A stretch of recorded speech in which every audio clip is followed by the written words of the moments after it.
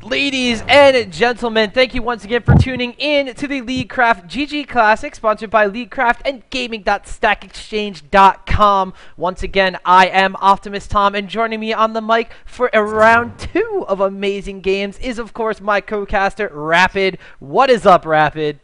Hey, thanks for introing me so magnificently, and thanks to everybody else for joining us. This is going to be Team Counter Logic Gaming, streaming all the way from Seoul, South Korea, from their gaming house, where they will be participating in LOL the Champions for the OGN League of Legends tournament over there. And so thanks to them for waking up at, I believe it's 9 o'clock in the morning, and for Hotshot it's a little bit earlier, as I believe he just rolled out of bed, definitely pulling a dire in that respect. So they will be joining us, and they will be going up against Team TB. And why don't you tell us a little bit about what that stands for?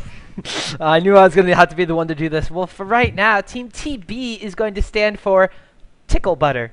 That is right. Team Tickle Butter is going to be going up against Counter Logic Gaming in this best of 3 series that Rap and I are going to be casting for you. Now, I personally do not know much about the Tickle Butters, but I do know that they are very, very hyped for this match against CLG. And the picks and bans have gone away so fast that we haven't really even been able to really introduce anybody. And they're already on like halfway through their picks and bans. So maybe we should start talking about this, Rapid. Man, you know what? Let's go ahead and get into this game. For CLG, they have banned out Cassiopeia, Kennen, and Janna. Janna, not a very surprising ban. You know, she is a support, so maybe a little bit more surprising than, you know, a bunch of more normal characters. But she is so strong right now. Definitely #1 support, having usurped that Sona role. Although we do see Counter Logic Gaming picking up Rise, Sona, and then Double Lift will be playing Kog'Maw this game, unless, you know, Big Fat LP decides to go AP Kog'Maw. But from what I hear, he doesn't like that too much. On the side for TB, they will be banning out Dr. Mundo, because they definitely don't want to say Vicious playing his Mundo. If you guys watched Hanover, that definitely did some work. His team came there. Tomorrow Big, and Ari and Shen will round out the rest of the buffs for TB. And we can see over here already, actually, Chelsea's going to be picking up a Udyr for CLG. You're probably going to wind up seeing St. Vicious taking Udyr into the jungle. Every single VOD I see of CLG, besides the games from Hanover, usually has St. Vicious in the jungle as Udyr. But they have picked up that probably solo top Lee Sin that we saw most being used most effectively in the last game we cast between MTWNA and Lazura Gaming. That was a very, very strong solo top lane. But now just swapping around, seeing, oh, is it going to be Aurelia? Is it going to be Gangplank? Is it going to be Evelyn? If they pick the Evelyn to start trolling us, I might just lose it right here, Rapid. You know, I think they could actually do pretty well with a Cho'Gath top lane. I know Hotshot definitely plays an excellent Cho'Gath, but they will have to counter either, you know, it could be Shyvana top lane. Shyvana's okay top lane. I definitely think they should go with a Lee Sin, although they looks like they will leave that up to Team TB. TB will be going Corki and Soraka bottom lane, so just looking to have massive farms. What do you think about the team comps, and will you be willing to risk your casting life by guessing the last pick? I'm going to guess my casting life, and I'm going to see, let's see here. Shyvana goes in the jungle. They need a very strong solo top lane.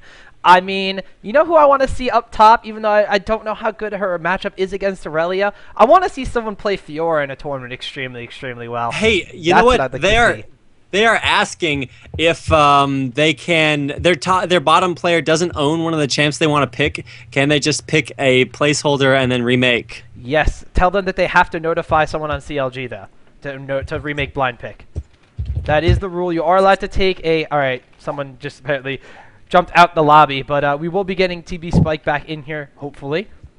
I don't know if they message anybody on CLG here, but yeah, they're saying, what's your last pick? They need to let them know what the last pick is as the placeholder. Therefore, they can get their entire team comp all sorted out and everything. So, yes, they don't have the correct champ. It looks like they are going to be picking up Lee Sin, which is going to be the solo top for team. Oh, man. I don't even want to say their name anymore. dude, and their name only gets better the further they make it into this tournament, as it does change every round. So we have the inside information, and we'll be letting you guys know each time they progress exactly what their name will stand for that time around. So apparently we do need to, remake this as blind pick. So let's go. Should be leaving this this game and remaking as fast as humanly possible. So. Although they may just be able to do, redo tourney draft, or are they going to be doing blind pick? I don't know, ladies and gentlemen. This is why normally you have organizers that do this stuff and not the players, because things like this happen. But it looks like they are going to be remaking. Well, not saying whatever, okay. So they apparently have their band champions all memorized. They're not going to ban out the champions that each other have picked. Their sportsmanship amongst players here. You know, you say that, but I was definitely watching. I forget which tournament it was. I think they were playing in. It was either. I think it was a Corsair Cup, and they definitely remade the game and accidentally banned out champions that the other team had picked before. Actually, no, they've been scrimming on the Garena client, which is the client used by the majority of China and Southeast Asia, where they do not have League of Legends servers, and I saw them do that a couple times. So just to give you guys a little bit of a background, if you have not been following Counter Logic Gaming, and if you haven't, then definitely fix that. But they are streaming live from Seoul, South Korea, and they have gotten up really early to go ahead and play this game for our tournament. So definitely let them know that you appreciate them coming out today. We have had a few issues with forfeits so far, so I'm definitely glad that both teams decided to come out and play today. Actually, a little bit of something interesting about Team TB is that this will probably be the very last game that they play as a team. A lot of their team members have decided to leave and move on to greener pastures, and so you will notice, if you guys checked out the elo in the lobby a little bit, that Shell Shock is about 2150 elo. He carries ridiculously hard as whatever AD he decides to play, but they do have a couple of 1500s on their team, which are not actually 1500s. They're just playing on different accounts, but it's definitely a little bit interesting. So let's see. We're going to have the last pick be Lee Sin. They've gone ahead and switched TB Spike to the bottom position, so he actually owns that champion. And after we see all the lock-ins, this should be good enough. I'm not sure why they're taking a lot of time. Maybe they just have to sort out their strategies and things like that. But as soon as everybody does lock in, we should be able to get into the, well, I was going to say the game, but it's actually a 3-minute spectator delay. We'll be getting into the part where we wait for the game to happen. But no, it seems like Chaucer's taking a little bit of a long time, just so that everybody could make sure to be locking in the proper rune pages and everything. That last pick was named Lee Sin, but they did not pick it or say so quick enough, so they wanted to make sure they were able to lock in the correct rune page to deal with whoever they're going to be facing in whatever lane they will be playing in. So obviously Hotshot GG, now knowing he's going to be going against a Lee Sin pick, obviously probably going to be going for a page that has more armor, over magic resistance, over, you know, something like ability power or whatever. You wouldn't see that on Aurelia, but those are just examples of different rune pages he could be running. But we are going to see over here, CLG Gaming is going to be picking up St. Vicious in the jungle on Udyr. We have Big Fat LP, aka GG, going into the middle as Rise, and that's going to be a deadly, deadly Rise. Double Lift on the bottom with Chaucer as Kog'Maw and Sona, and Hotshot GG's Aurelia up top. Who are they going to be playing against on Team Tickle Butter? Dude, this is like Nocturne versus Teemo. Like, they just stand right next to one another, and you have CLG, the mighty Counter Logic Gaming, versus Tickle Butter. And so hopefully they will live up to every single ounce of their name, if you can weigh things like names. But as far as the team comps are concerned, it looks like we will indeed have a Shyvana in the jungle, and that will be going up against St. Vicious's Udyr. Now, I guess it's actually St. Vicious Udyr. St. Vishai? St. Vishai. all of the St. Viciouses. Yes, jungle, all the St. Viciouses. Number one. Awesome. So St. Vicious will be in the jungle. We'll see a Big Fat LP mid running Rise. Probably one of his strongest champions, next to something like, you know, the trademark Twisted Fate. Double Lift running Kog'Maw, definitely one of the champions he feels most comfortable with. You definitely see Kog'Maw and Ezreal are just, he does some amazing things with both of those champions. And then he will be supported by Chaucer running Sona, with Hot Shot, AFK Farm Top, Model Shot, GG running top lane on Aurelia, which actually has been nerfed. Although depending on who you ask, it's a little bit of a rework more accurately. How do you feel about the fact that in the original picks and bans, CLG banned out Janna, but then decided to pick up Double Lift playing Kog'Maw anyway? Like normally we would see Kog'Maw being played in this sort of protect the Kog'Maw kind of build, but now it seems that we're going from a little bit more of an aggressive bottom lane, where they have Sona, who does have the ultimate to really just hinder anybody in a team fight. But in the early stages of the lane, you know, normally Janna puts the shield down on Kog'Maw, Kama sits there and pokes away, and that's about it. But now we're going to have Chowster on that Sona, who's going to be able to poke and harass with that Q, keep Kog'Maw healed up with the W. It's a little bit different kind of team combination than we're normally seeing with a Kog'Maw on bottom lane. I think it's going to be really interesting just because of the way, like you said, that matchup will work out. I think right now I'm really going to be looking at Shell Shock. What is your opinion on the issue? Well, let's see here. Shell Shock is running Corki with Flash and Exhaust, and he's going. They've switched up what you would normally see an AD and a support take. Normally, the support will take Exhaust to really lay that down on the opposing range carry in the middle of an early engagement or a team fight. And you'd see the range carry picking up heals so that he could use it at will to heal himself back up. But now it's all on Tina Soraka to use, you know, the 9 million heals that Soraka will have in addition to this summoner heal. I don't get it. I think I'm a little confused myself. I mean, Soraka running heal is, you know, pretty standard. It's just like, hey, let's make sure to heal all the things. But I'm not sure I've seen a whole lot of exhausts being run on the AD carries before. You can even see on the opposite side for CLG, Chelsea has the exhaust, whereas Double Lift is going to be picking up the heal for himself. But we are going to be loading into this game rapid, and this is a great opportunity to talk about our sponsors for this tournament now, isn't it?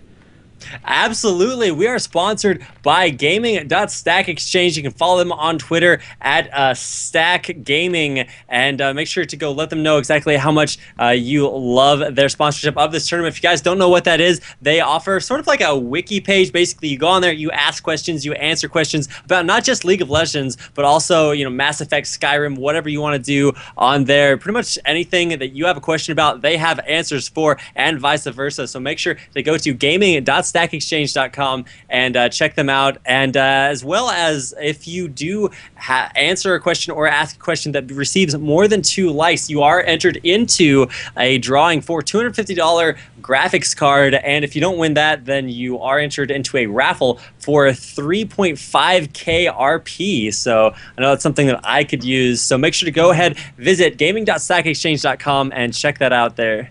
Yes, indeed. You said it much better than I ever could. But ladies and gentlemen, are you guys excited? Because we have loaded into the game between TB, Tickle Butter, going to be on the purple side or red side, since I do have colorblind mode on.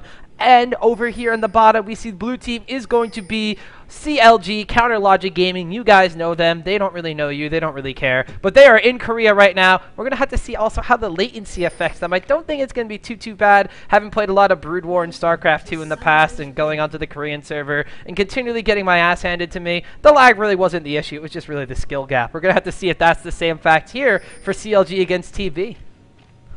You know what? That is exactly the case. I'm going to go ahead and start my own minor recording. There we go. We are into the game, and it looks like TB is going to be on the opposite side of the map. Just St. Vicious is up there ahead of all of his team. He knows where he's going. He's actually starting Boots Pots Udyr, which is pretty standard just because Udyr does run up to them instead of having like a lane gap closer like a Lee Sin. So it looks like TB is actually going to be scouted out there by Big Fat LPs. So GG's going to see them running around into their Wraith camp, and instantaneously you see Double Lift run back to his turret on Kog'Maw. They don't want any sort of shenanigans as far as, you know, just jumping the Kog'Maw. They do have a Lee Sin and a really strong level 1 team coming out here from TB, so it looks like Counter Logic Gaming is just going to take a more defensive posture and just make sure they can start St. Vicious off in the top of his jungle. Now the thing is, too, St. Vicious starting on blue buff with Udyr, not a bad thing. That red buff setting him behind a little bit is going to be a pain in the butt for him, but getting that blue buff, he's going to be able to heal up his mana and lower the cooldown on those already very low cooldown stances he's going to be switching, letting him go through the jungle a lot quicker. And also, this could probably open up some counter jungling opportunities, as Shyvana is also known for her counter jungling, deals a lot of damage, but has no hard CC out of the jungle, so her ganks are not the best in the world. But, you know, we're going to have to see if they spend too much time on each other's sides of the jungle, or one just does not go through as quickly as the other. That's just going to open up the other one to a load of counter junglers. You see Siobhan. All right. Ooh. Yeah, I was just going to say, we know where St. Vicious is going. He did not use Smite on the blue buff. He is running lots and lots of move speed, already up to 400, but he will walk over a ward. Now, instantaneously, we're going to see Family of the Year on Morgana opt to run up and stop this counter jungling. He may actually not. Actually, yeah, will he go up there now? He doesn't want to give it away. They want to try to catch St. Vicious out here. Rarity is coming down here. He will get scouted out, and that will mean that St. Vicious has to back off here. Family of the Year is here. Does he have the Dark Binding? Yes, he does. The exhaust goes out. The Dark Binding is good. St. Vicious could go down here, and First Blood will go to TB Rarity, who picks up the kill on St. Vicious. Oh no, now that's a blue buff donated to Rarity's top lane Lee Sin. He's going to be able to spam all those spells to really just outmaneuver Aurelia, who's also going to be able to spam spells to lunge back and forth between creeps. So that's going to be a very mobile top lane. But awesome, awesome ward place. I didn't actually see who on TB put that ward down at their own Wraith camp that early, but they caught the counter jungling path of St. Vicious and knew exactly where he was going to go. And that was just a brilliant, brilliant heads-up play, even waiting till the last second to act on St. Vicious, as to think that he got away scot-free. He just walked right into their trap, Rapid. Yeah, speaking of walking into traps, Shell Shock bottom lane walked into a little bit of damages there, dished out by Double Lift. So a really good burst harass combo there, with Chowster getting off a really good power chord, and then Tina just not being able to sustain. And already look at the bullying that Chowster is doing right now, just doing so much damage, even through the armor buff from the heal for Soraka. So just a really dominant bottom lane as far as, you know, Double Lift and Chowster are concerned, already forcing Shell Shock to go back. He will pick up a Doran's blade along with his boots and potions, and right now Rarity is kind of feeling himself. He's got that blue buff, he has cloth armor and 5 health potions, whereas Hotshot GG started boots and 3 potions. So a little bit of a difference in the build, much more defensive there by Hotshot, or by TB Rarity, and that really helped him when he went in there to get the kill off on St. Vicious. So something a little bit different about the junglers is that St. Vicious is starting like nothing as far as defensive stats are concerned, whereas TB Spike, once he gets all of his stats properly buffed up, was around, you know, 50 to 60 extra armor and magic resist. So just goes to show you exactly how tanky Shyvana is. And so back to the matter at hand, we do have the lane matchups, bottom going definitely in favor of Counter Logic Gaming. Already both Shell Shock and Tina getting dropped below half health, so looks like bottom lane is going to be the lane to watch, as there's tons of aggression going down there. Yeah, the thing is, too, maxing Bioarcane Barrage, Double Lift already has level 2 of that, and a level 3 Kog'Maw. He's going to be using that extra range just really to harass down that Corki, and Chowster's Sona is so aggressive, poking away. Look at this. Double Lift taking some damage from Shell Shock, but Shell Shock just taking way too much damage. That Soraka heal is going to be on a 17.5-second cooldown right now, so CLG knows that if there is time to harass Corki, even though he has the armor buff, it is in between cooldowns of that Soraka heal, and they are doing exactly that, doing a great job. But now Shell Shock going to be taking some damage, but here comes Shyvana out of the jungle. Double Lift already has to burn Flash. Chowster is going to wind up popping the Summoner heal as well. Exhaust goes down from Chowster, so they're going to deter the Shyvana gank, but they almost got baited into a kill there as Corki dropped extremely low, but not dying either. He's going to get healed up A-OK by that Soraka heal, and now the lane just kind of goes back to the state that it was in before. Yeah, top lane is a little bit different case. Hotshot GG is just owning up that lane. He has not gone back, actually just uses 1 potion, pushes a wave into the turret, and then just goes back. And that just goes to show you exactly how strong the rework on Aurelia has become. Instead of, you know, it used to be you had to trade off between getting that health steal back, or using that health steal, or getting the true damage. Now you get both all in one by pressing W, and that's just really strong. Downside is you have a little bit less passive sustain, but you can just see, you know, Hotshot doing a really good job, even though he just woke up like 20 minutes ago, at pushing that entire wave into Lee Sin's turret. He will go back and actually pick up tons of items, looking like he's going to be opting for a Phage first build. That's very interesting. Could we be seeing sort of the Frozen Mallet Aurelia build we saw out of Voyboy a lot at Hanover? That was extremely strong, and I'd be super excited to see something like that. Kind of differing from the normal kind of, you know, like, oh, I'm going to wind up, you know, picking up some sort of Wit's End combination on Aurelia. Instead, just going for this very tanky Aurelia. An early Guardian Angel would be an awesome acquisition for him, too. And he's just going to become this force that becomes a constant damage threat in team fights. Not the most damage, not the least damage, but a constant specific damage threat that if you try to focus him, you're just not going to kill him. And if you do, well, he's right back up and ready to fight again. Yeah, speaking of things we saw at Hanover, you definitely saw, Moscow 5, Alex Ish has been quoted as saying, their strategy is see hero, kill hero. And CLG is just like, our strategy is see hero, kill minions. And you definitely see that's what they're doing. All of their lanes playing extremely passively, except for Double Lift, who apparently didn't get the memo. And you just see Hotshot GG just AFK farming top. Rise definitely doing a really good job at just, staving off Morgana, playing passively, because Rise scales ridiculously well late game, as well as Irelia. And, Corki just has lots of poke damage, as well as the true damage on his passive, and just tons and tons of late game potential. Say Vicious also illustrating that strategy from CLG by just AFK farming in the jungle. We've only seen him gank once, I believe, and then just, backed on out. It has been just power farming. We already see him up at level 5. Shyvana about to hit level 6. And so actually Say Vicious is a little bit behind Shyvana, who's just so fast at, turning on that burnout to get around the jungle and farm it up as is required. So it looks like CLG is going to be able to push this a little bit more passively so that they can just, push it back to where they all have the items in the positioning that they want. They are confident in their skills and in their ability to push this as late as they possibly can. And the thing is, too, St. Vicious had that delayed red buff because he did not. I don't believe they cleared out the Lizard earlier enough. If not, he just went for it a little bit later than Shyvana did. So now, basically catching up in levels with Shyvana. The experience is a little bit in favor of TB Spike right now because of the early jungle invade that they did do. But St. Vicious, even though he died on the counter invade, going for that red buff early on, he's just done such a great job, as you said, AFK farming in the jungle. And he is currently, almost matching the experience of Shyvana. Shyvana kind of poking her head out in the middle here. Nothing's really going to come of it. GG's not really phased by it. He's just going to sit there and keep doing what he was doing, which is, like you said, see hero, kill minions. Yeah, he really is more of the farming kind of hero. I mean, Irelia definitely known for having incredible burst damage, but he's really not looking to get aggressive. Like right now, Rarity is behind as far as the damages are concerned. It is 98 to 103, but if we look bottom lane, there will be the kill on Shellshock that will be picked up by Double Lift. Double Lift is dangerously low, but the ult coming off from Chowster will mean another kill. Chowster actually picks up that kill, but after blowing the ult and saving Double Lift's lives, I think that is well deserved. Yes, it definitely was. We saw on the stream there that there was a little bit of a weird initiate as those poke wars kept going on between Kog'Maw and Sona, and Corki, just thought he could survive a little bit too long in one fight and thought he could maybe burst down that Kog'Maw with his abilities that he does have.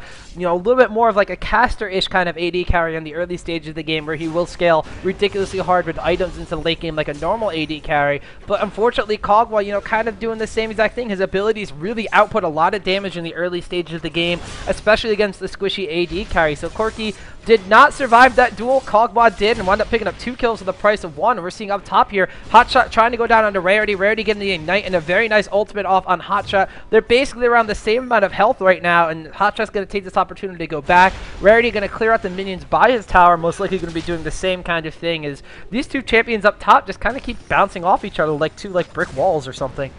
Yeah, very similar champions. They do pretty much the same things, but just in different, unique ways.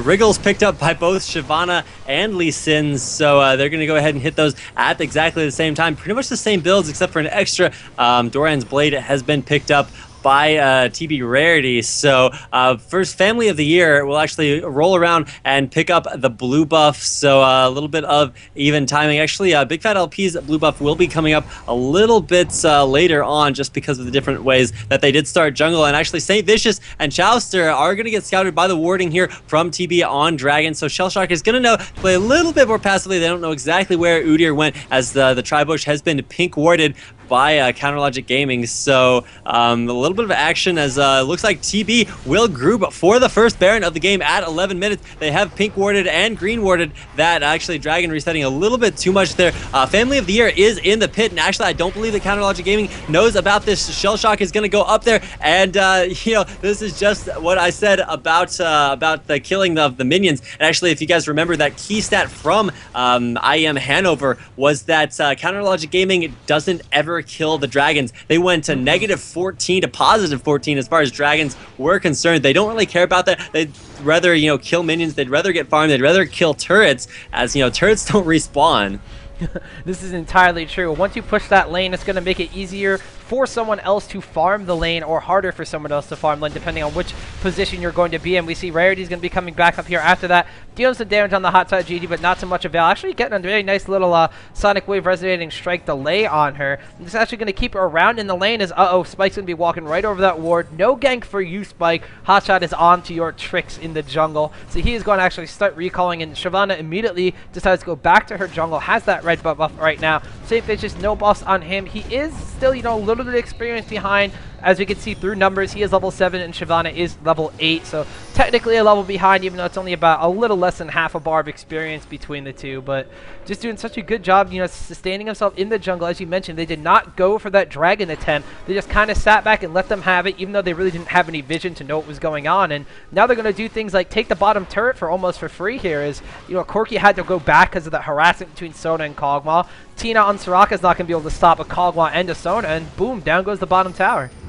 And that just goes to show exactly how strong that strategy is. So much damage going off, but an excellent ult there by Chowster, and the exhaust coming off as well as the summoner heal will keep Shellshock alive for the time being. An excellent summoner heal as well on double lift. Will Tina actually go for the last hit? Shellshock may drop down here to the Kog'Maw ultimate, but no, actually both AD carries getting out with next to no HP. Looks like they're chasing Chowster a little bit, but Double Lift could at any point turn around, drop down its ult, and Shellshock could be in a little bit of trouble. Just top lane and bottom lane both getting ridiculously low at all times, but no kills as far as that is concerned. You do have 1 kill for Kog'Maw, 1 kill on top lane for TB. So 2-1 are the kills, and it's really close. A little bit of a gold advantage here for CLG just because they did spend longer farming. Actually, a Dark Binding landed there on Big Fat LP there by Family of the Year, and just AFK farming in the majority of the lanes. Top lane definitely has a lot of aggression just because Double Lift loves to play that aggressive style. Hotshot's just been killing all the minions, and now he is in a position where he thinks that he can get ahead. He picked up Doran's shield actually, and that just tells me that he wants to be strong at this particular point in the game. You pick up Doran's when you want a boost in your power just for that temporary moment because it will eventually start to fall off. He has picked up a Doran's shield, already has those Ninja Tabai and Phage, so he's building all for top lane, not for late game. If you're building for late game, you want to get the Mercury Treads, but now that they sense a dive coming in here onto TB Rarity, looks like Shyvana will be waiting in the wings just in case Hotshot goes for some crazy tower dives, and this could work out in TB's favor if that aggression does in fact happen. Now Rarity is going to sit there. There come the jump in onto Rarity. Rarity could go down here. Will he actually go down? Yes, he will. Hotshot will actually flash out, drops the stun there onto Spike, and Spike will be trying to chase, but Hotshot is so fast, will get out of there. Has actually 409 move speed, whereas Shyvana has not picked up her level 2 boots, which did not allow her to chase during that engagement. No, and actually we see some action going on in the bottom lane before I talk about that. Looks like Double Lift getting bursted down a decent amount. I don't even know if Double Lift and Shellshot actually went back after that previous engagement we're watching on the bottom lane, but Shyvana's gank up top hindered by the fact that her ultimate was not up. Why was her ultimate not up? Well, you can see this blue buff around here. They stole it from CLG. So the constant stealing of these global objectives, they took the dragon, they took in wow, I'm really good with grammar, taken a blue buff from CLG now, so GG's not going to have a blue buff, whereas Morgana, her blue buff should be up relatively soon now that Shyvana has the enemy one. That blue buff has expired for Shyvana now, so we'll probably see that in just a couple minutes coming back up for CLG, but denying them of these global map resources, CLG really does just have to stick to their strategy of if we are able to farm lanes, we're going to be able to just scale into the late game and be very, very strong. So TB really just forcing them to play into that game, but I'm very interested to see how they're going to capitalize on that. They forced them to play into this role that CLG tends to fall into whenever we see them playing game, and they're doing a great job of denying them all the global resources, but how are they going to stop their constant farm? That is yet to be seen, and that is going to be the question to be answered if TB really wants to try to take game 1 from CLG. Yeah, and even still, Hotshot already picking up his Giants belt. He has 2,399 health right now, and that is so ridiculous. There's absolutely nothing that Lee Sin can do about that, and that is just the position that he wants to be in. He wants to be in that position where there is nothing you can do. Looks like a 5-man attempt on the blue buff there for TB, or on TB's blue buff rather, by the entire members of CLG. It looks like St. Vicious is going to go in there, but the armor shred from Corki is going to make that not very effective. Spike is getting burst down there. Spike will fall down. St. Vicious picking that up, but an excellent ultimate ability by Family of the Year will pick up 2 there as Chowster and St. Vicious will both go down. Double Lift and Big Fat LP are standing on top of a ward, so that could not be the best place to go back, and they will actually back on out of there. And so good decision by them, but it was actually a 1-for-2 engagement, bringing the kill count to 4 and 3. So just a really good job there. And actually, Hotshot GG will jump onto Family of the Year, who checks a little bit too closely. And an excellent job there by Morgana to land the Dark Binding and the Spell Shield to just get out of there alive after walking into a little bit of a close encounter of the GG kind.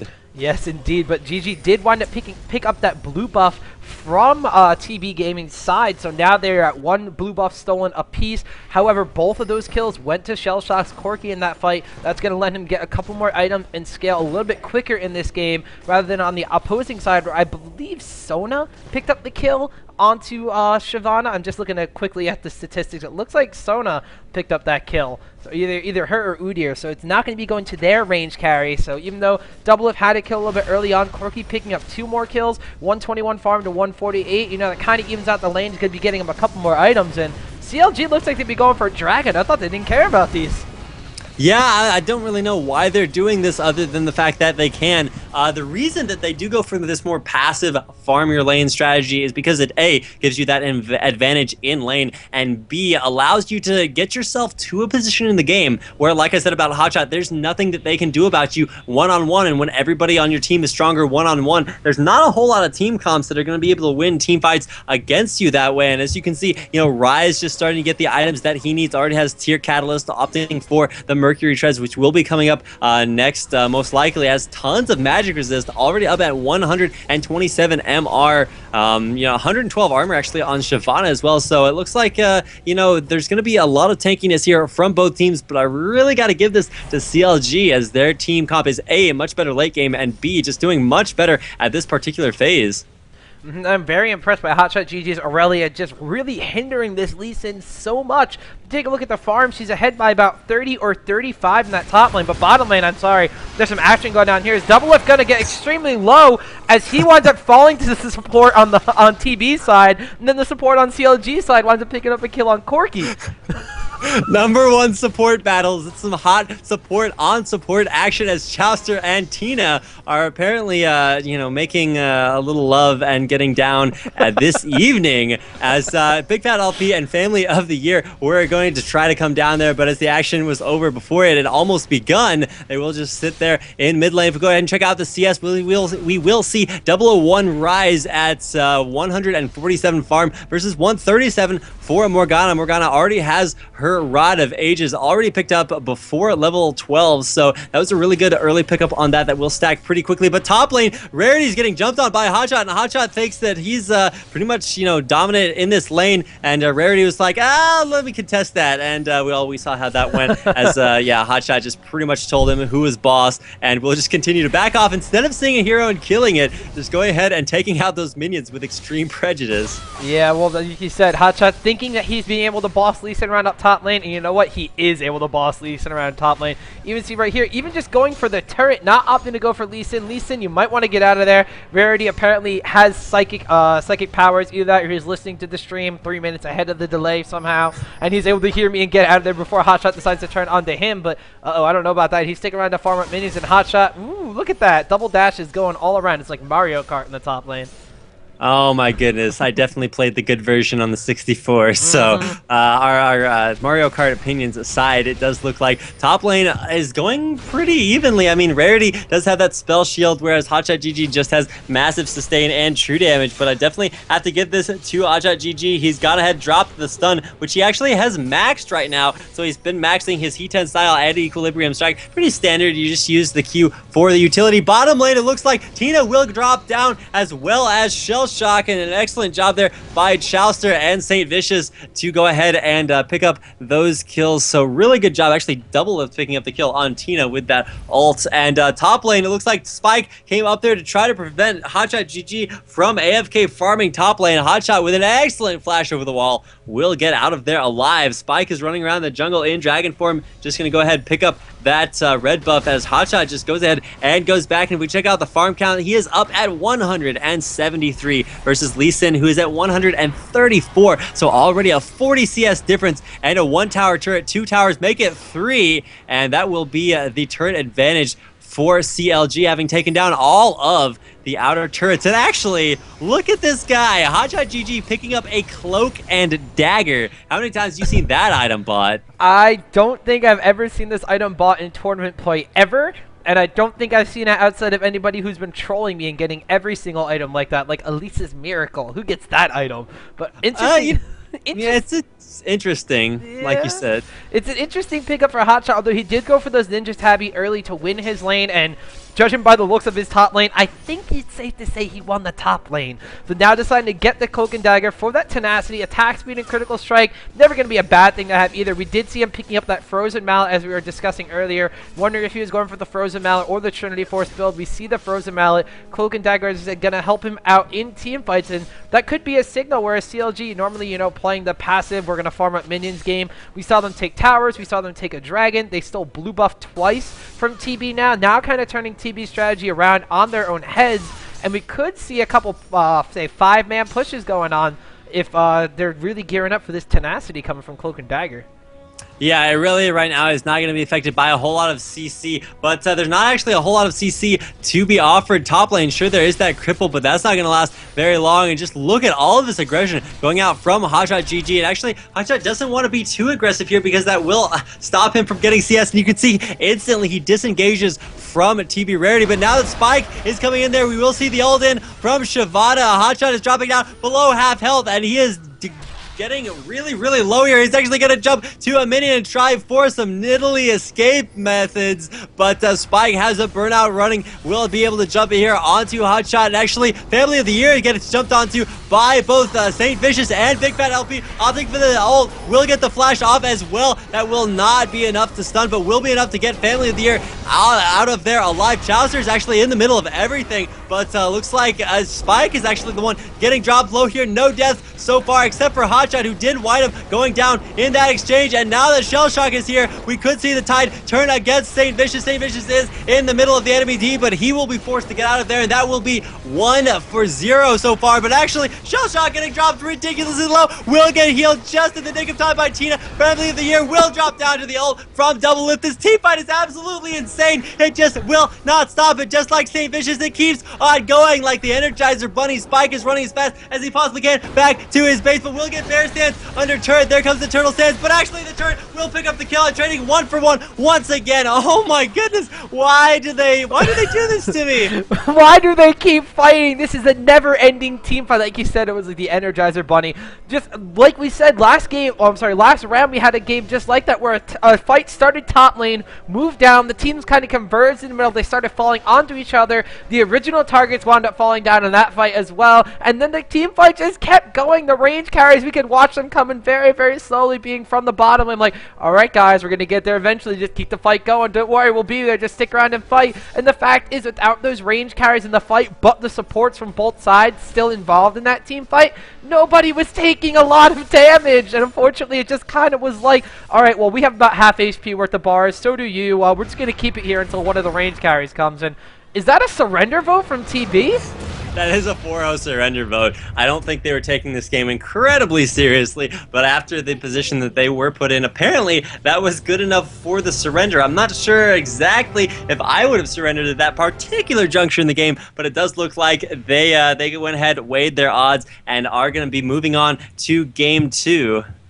Yes, I don't exactly understand why they would surrender. I mean, taking a quick look at the farm counts and everything, yes, CLG was having the advantage in the creep score in most of the lanes. You can see already that Kalma having 212 CS compared to Corky's 165. So there's an advantage there. Just actually an advantage overall. Morgana really being the one that kept up the closest with her lane on Rise, but the kill advantage was only 9-6 in that engagement, and I don't exactly know if, like I said, I don't think I would have surrendered there. I would have stuck it out for at least one more team fight, but then again, I am not TB. Maybe they just want to switch their name for the next game and see if that helps them out.